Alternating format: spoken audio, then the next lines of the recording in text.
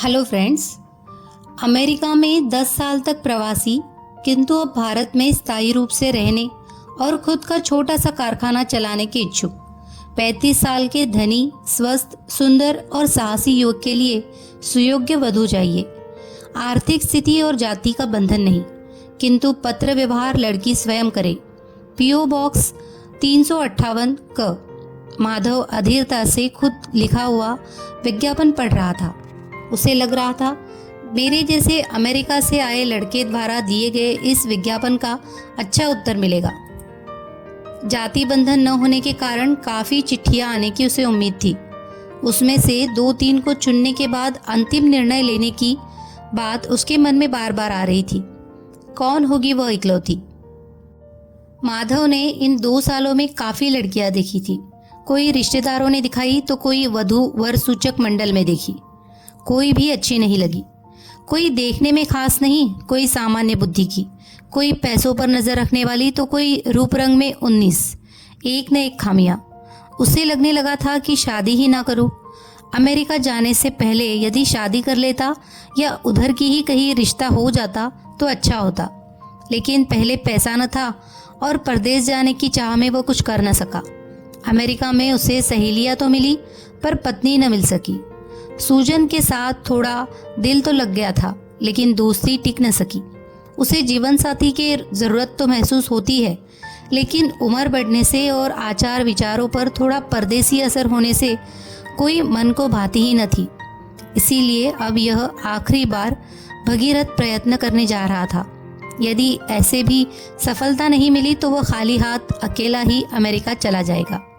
लेकिन उसका मन वैसे अकेले वापस जाने को तैयार नहीं था। भारत में रहकर उसे अमेरिका की स्त्रियों जैसी साहसी और स्वस्थ पत्नी चाहिए थी। बहुत लड़कियों ने तो इसीलिए शादी करने से इनकार कर दिया क्योंकि वह अमेरिका वापस जाना नहीं चाहता था, बल्कि यही स्थायी रूप से रहना चाहता था। फिर खुद लड़की खत लिखे ऐसा कहने वाले से कौन शादी करेगा?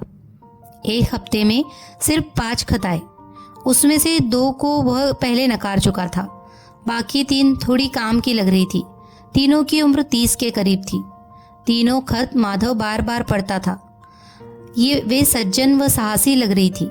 सुंदर, सुदृढ़ और स्वतंत्र होने के संकेत खत दे रहे थे, लेकिन वैसे थोड़ी थोड़ी खामियां तीनों में थी।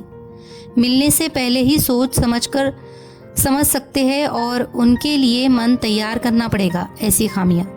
यदि ऐसे तीनों को अभी से बिना देखे नकार दे तो सब तरफ अंधेरा ही अंधेरा है। अकेले ही जीवन की नैया पार लगानी पड़ेगी। किसी को भी हाँ करना साहस का काम था। माधव ने मन में यह साहस जुटा ही लिया। स्वप्ना रेस्टोरेंट शहर के बाहर और बहुत ही शानदार था। कॉलेज के लड़के लड़कियों का यह पसंदीदा था। प्रशस्त हॉल में बैठकर खूब गप्पे हाँकने के लिए, किसी को अपने दिल का हाल सुनाने के लिए और प्रथम परिचय के लिए यह महल एकदम योग्य माना जाता था। ऊपरी मंजिल पर एक कोने में लस्सी के ग्लास सामने रखकर माधव और अंजलि मौन व्रत धारण किए बैठे थे। अंजलि ने भावुक होकर लंबा चौड़ा खत माधव को लिखा था, इसलिए उसने अंजलि से सबसे पहले मिलने का सोचा। वैसे देखा जाए तो अंजलि में ऐब भी कुछ नहीं था। तीनों में वही सबसे अच्छी थी। अभी अभी उसने पीएचडी किया था, अच्छे घराने की और कुंवारी भी। जब देखा तब 30 साल की अंजलि मुरझाई उदास लग रही थी। उसकी तरफ देखते माधव सोचने लगा कि इतने सुंदर चेहरे पर यह उदासी क्यों? क्या उसकी तबीयत ठीक नहीं रहती कि इसका प्रेम भंग हो गया होगा? कितने सवाल माधव के मन में उठे हैं। मैंने अपने बारे में सब कुछ बताया है, आपके बारे में और कुछ? माधव ने सवाल किया। इस पर अंजलि ने जवाब दिया, मेरा भी मैंने सब आपके सामने रख दिया है। मेरा अब तक का जीवन एकदम सरल है। माधव ने कहा, जैसा मैंने कहा कि मेरे जीवन में एक अमेरिकन लड़की आई थी, वैसे आपका कोई अतीत? मेरे जीवन में ऐसे कोई आने का सवाल ही नहीं आता। मैं आज तक किसी अलग चीज़ की खोज में थी, प्रेम, शादी, इससे कुछ अलग। और मुझे वो मार्ग मिल गया। सत्य साईं बाबा ने वह प्रकाश मुझे दिखाया। तब से मुझे जैसे मुक्ति मिल गई, प्रेम मिल गया, ऐसे लगने लगा है। अंजलि के मुंह पर खुशी छलक रही थी। माधव एकदम सकपका गया। अंजलि के बारे में माधव के मन में क्या था और उसे क्या सुनना पड़ा? तो क्या आप साईं बाबा की भक्त है? हाँ, साल में कम से कम 1 महीना मैं बाबा के सहवास में रहती हूँ। वो जब यहाँ आते हैं तब मैं उनका प्रवचन जरूर सुनने जाती हूँ। उनका मुझ पर काफी प्रभाव है। यह देखिए, उन्होंने दिया हुआ लॉकेट, अंजलि ने कहा। उस लॉकेट में साईं बाबा की तस्वीर देखकर तो माधव और झंझना उठा। एक साधु ने इस औरत के जीवन को जकड़ रखा है। उसी के ध्यान से इसे शांति मिलती है। यह तो मानसिक रोगी लगती है। साईं बाबा की तारीफ करते अंजलि नहीं रुकी। उनकी दैवी शक्ति के बारे में बता रही थी और अंत में उसने कहा कि साईं बाबा की बदौलत मुझे माधव जैसा पति मिल रहा है। अंजलि उसकी पत्नी बन सकती है या नहीं, इस संभ्रम में वह था। अंजलि में शायद शादी के बाद बदलाव आएगा। वह साईं बाबा को मन से निकालकर मेरे बारे में सोचने लगेगी। लेकिन यह तो सारी शायद वाली बातें थी। जब वह अपनी सोच से बाहर आया तब माधव ने महसूस किया कि अंजलि अकेली वहां से जा चुकी थी। माधव वही सर पर हाथ रखकर बैठा रहा। सपना में बैठकर माधव गौरी को अपने बारे में बता रहा था। नाते, रिश्ते, शिक्षा, पसंद नापसंद, अपना कारोबार और अमेरिका में रहते सूजन के साथ संबंध याद करके उसने सब कुछ बता दिया। और उसके बाद गौरी के मन को टटोलने की कोशिश कर रहा था कि अब उसकी राय अपने बारे में क्या हो सकती है। माधव को गौरी के खत का एक वाक्य ही बार बार याद आ रहा था कि वह विधवा है। माधव की सब बातें सुन लेने के बाद उसने एक ही सवाल किया जो कि माधव से और काफी लड़कियों ने किया था। आपने सूजन से शादी क्यों नहीं की? वह मेरी दोस्त थी। उसके साथ शादी का मैंने कभी सोचा ही नहीं। हम कुछ अलग ही परिस्थिति में करीब आए और उतनी ही जल्दी दूर भी हो गए। उसने यह सुन सिर्फ गर्दन हिलाई, ऐसे दर्शाते हुए कि उसे इतना जवाब काफी था। गौरी सुंदर, गोरी, सतेज तो थी, लेकिन विधवा होने के कारण जरा प्रौढ़ सी लगती थी। लेकिन फिर भी उसमें कुछ आकर्षण तो जरूर था। उसमें एक खानदानी मिठास थी। अंजलि जितनी गौरी पढ़ी लिखी नहीं थी, लेकिन बुद्धिमान लगती थी। 6 साल अपने पति के साथ उसने गुजारे थे। बाद में विधवा हुई थी। गौरी ने आगे कहना शुरू किया, मैंने खत में सब कुछ लिख ही दिया है।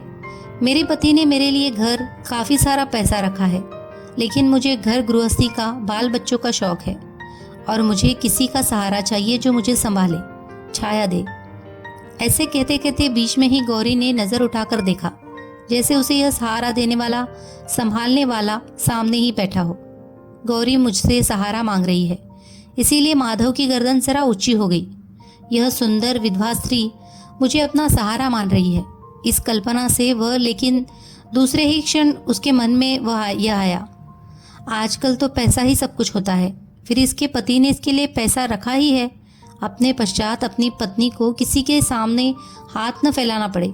मन में शंका ने घर कर ही लिया। क्या आपका आपके पति के साथ प्रेम विवाह हुआ था? नहीं, विवाहोत्तर प्रेम। कितना सुकून भरा जवाब दिया था गौरी ने। सिर्फ 6 साल ही साथ रहे थे। एक रात नींद में ही उनकी मृत्यु हो गई। गौरी अपने पति के बारे में ऐसी बात कर रही थी कि लगता था बीती बातें भूल पाना उसके बस का नहीं। थोड़ी देर पहले अपने पति की याद में खोई गौरी अब वर्तमान में माधव से जिस शालीनता से बात कर रही थी कि माधव उसके मुंह में आए बिना नहीं रह पाया। शाम होने को थी। दोनों वहां से उठे। गौरी रिक्शे से अपने घर के लिए रवाना हो गई, लेकिन माधव अभी भी वही खड़ा गौरी के बारे में सोच रहा था। स्वप्ना में शाम के समय कॉफी के कप हाथ में लिए बैठे थे माधव और वसुमती। अपने तलाकशुदा होने का जिक्र मैं पहले ही कर चुकी हूँ। इससे आगे अगर आप कुछ पूछना चाहे तो। वसुमती शायद स्पष्ट जवाब माधव से चाहती थी। उसने खत में लिखा था, मैंने 3 साल अपने पति के साथ निभाने की कोशिश की थी, लेकिन बात बिगड़ती ही गई। जब सारी बातें सहन शक्ति के बाहर जाने लगी तब तलाक की नौबत आ गई। उस बात को भी अब 5 साल बीत चुके हैं। आज तक किसी सहारे की जरूरत मैंने महसूस नहीं की, लेकिन आज।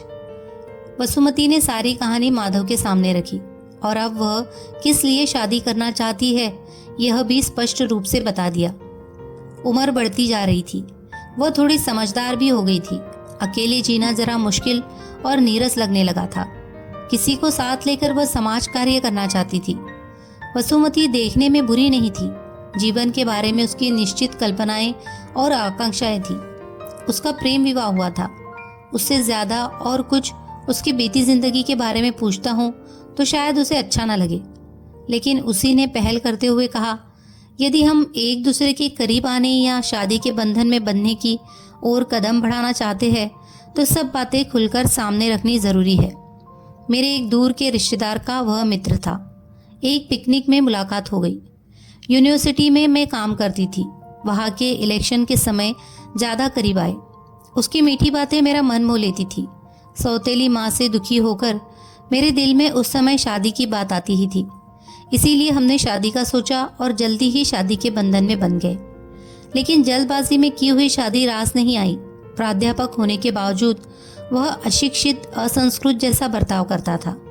मेरे पति ने मेरी हर बात में प्रताड़ना की थी।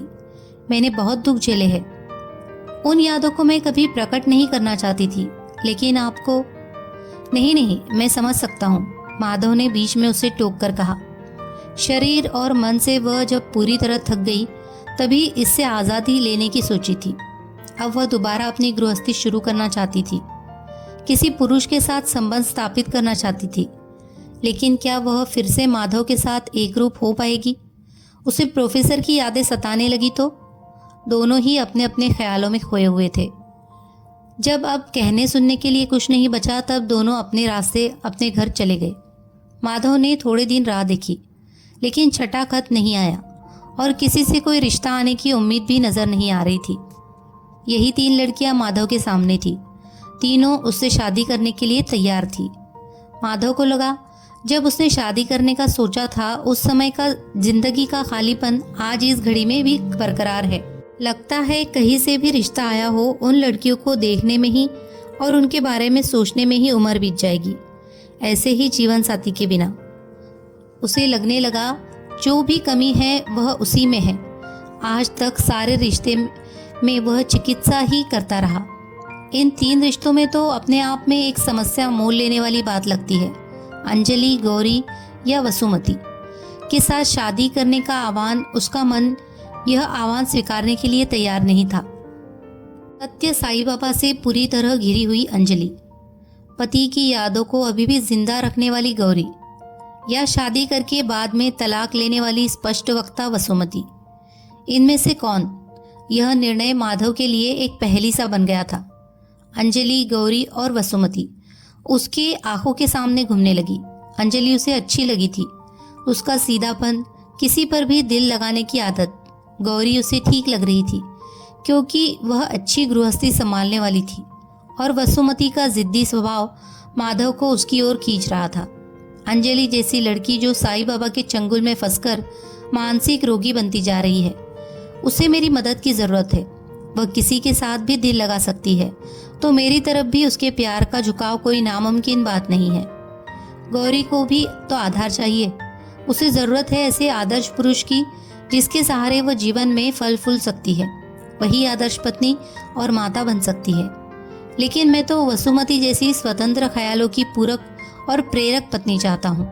वसुमती तलाकशुदा है, लेकिन उसका पति अभी जिंदा है।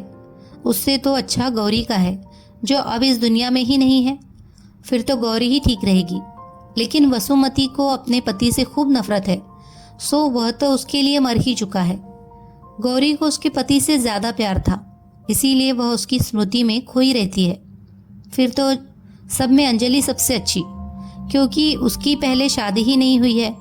लेकिन ऐसे साधु के चमत्कार से प्रभावित लड़की अपनी सहचरी बनाने लायक मैं नहीं समझता। कैसी यह दुविधाएं है। ऐसी दुविधा में फंसा हुआ माधव दिन रात सोचकर उसी में उलझता चला गया। ऐसी उलझन में डूबकर वह सोचते सोचते किनारे आ गया था। फिर उसने निर्णय किया, यही इन्हीं 3 में से एक, ऐसी ही जिसमें कुछ ऐब हो लेकिन मेरे जैसी कुछ अलग। ऐसी अलग कौन? उसने दिलो दिमाग दांव पर लगाकर निर्णय ले ही डाला। बस उसका फैसला हो गया। जो कुछ ऐब था वह ऐब नहीं रहा और रास्ता साफ नजर आने लगा। महल की तरफ जाने वाली राह, स्वप्ना में भोजन के लिए और भावी जीवन के स्वप्न संजोने के लिए। दावत देने वाला खत वह अपनी भावी वधू को लिखने लगा। आप सुन रहे थे अरविंद गोखले की कहानी वधू चाहिए। कहानी अगर आपको अच्छी लगी हो तो प्लीज़ इसे लाइक कीजिए, शेयर कीजिए और कमेंट कीजिए। और हमारी कहानी अगर आपको पसंद आ रही हो तो प्लीज़ हमारे चैनल को सब्सक्राइब भी कीजिए। सब्सक्रिप्शन फ्री में है। धन्यवाद।